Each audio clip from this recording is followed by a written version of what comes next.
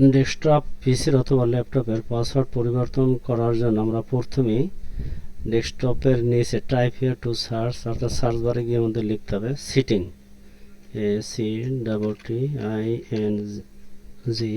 Setting লেখার পরে এখানে মাউসের লেফট বাটনে ক্লিক করব।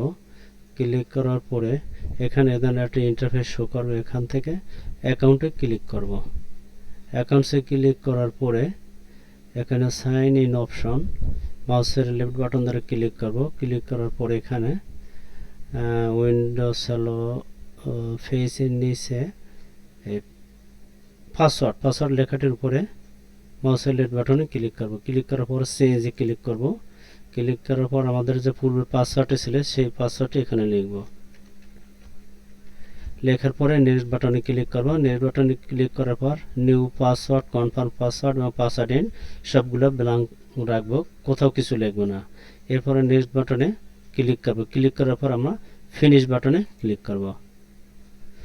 বাস এখন এই ডেস্কটপ পিসির পাসওয়ার্ড রিমুভ হয়ে গেল।